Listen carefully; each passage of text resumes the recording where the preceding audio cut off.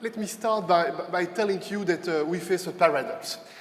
On the one hand, the world is more multipolar than ever, and on the other hand, multilateralism is weaker than ever. And because before I come to the question related to Turkey and the EU, I would like to share briefly some comments about this global picture. In fact, I see four dynamics, four criteria, four factors which are shaping the current international state of play, the current international situation.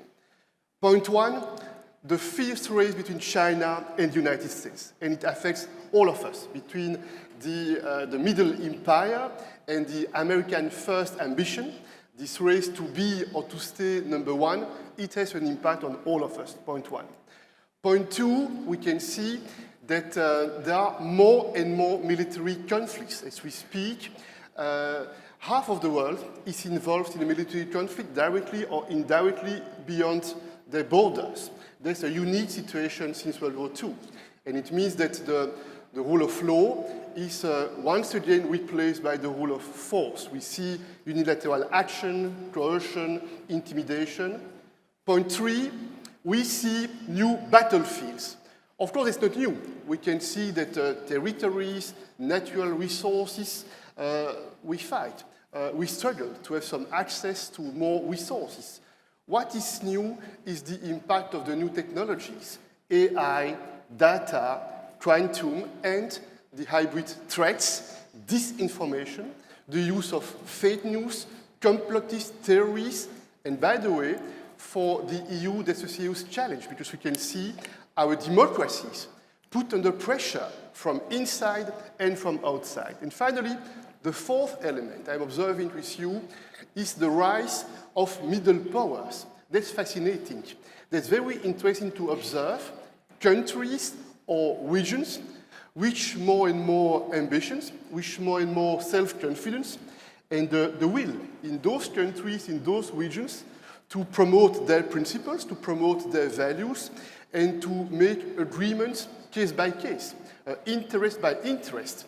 And it means that in those countries, in those regions, the purpose is not necessarily to follow one single superpower. This is what we are observing. And I'm making those observations. Why? Because in this context, because there is this systemic shift. We don't know every day who is our friend and who is not our friend anymore.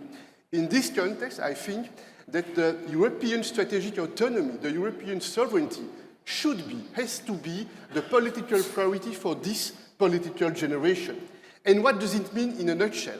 It means at the first point we have to invest much more in the field of our economic basis. We have to strengthen our competitiveness. We have strength. We have vulnerabilities. We have to regulate in a better way. I think we regulate too fast, too much. There is too much bureaucracy within the EU, point one. We need to unleash the vast potential of the single market through more ambitious structural investments.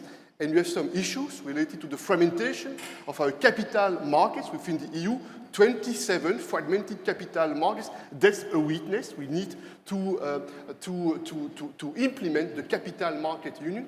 And I think the European Investment Bank is a powerful tool. In the future, I hope it will be the starting point for a true European sovereign fund to make strategic choices in the future. Point two.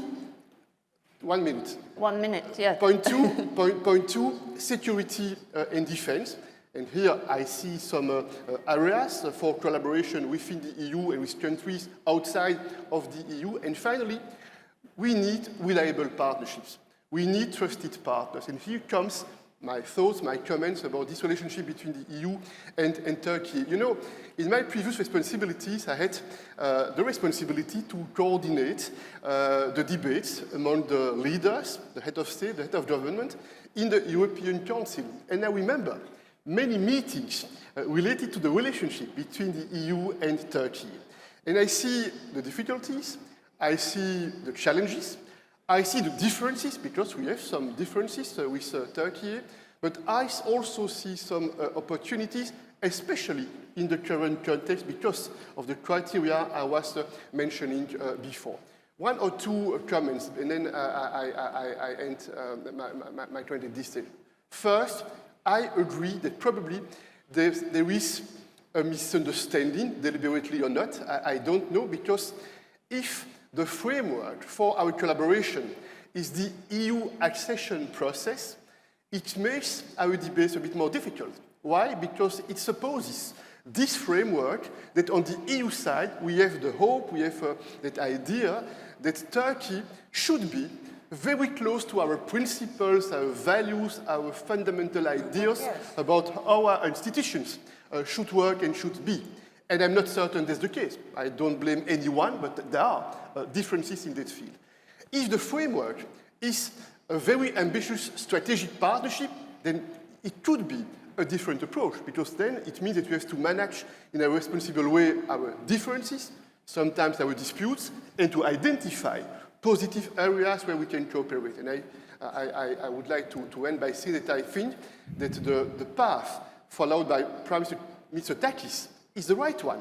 On the one hand, he is firm on the principles, on some fundamental values and interests. On the other hand, there is a channel of communication open to identify some areas where it's possible in the field of connectivity, investments, in the field of migration, to cooperate, to coordinate, and to have a more positive agenda between that country and Turkey.